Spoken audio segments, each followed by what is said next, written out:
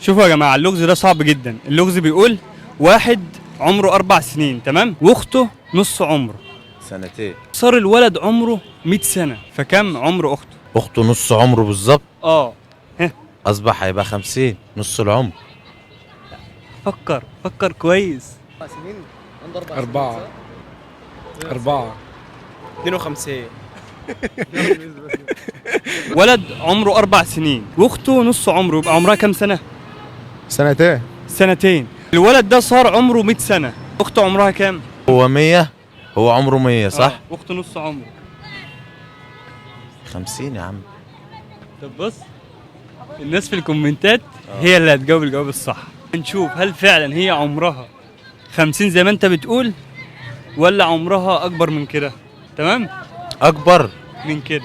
ازاي؟ سنة بس هي عمرها عمره 4 سنين. عمره 4 سنين واخته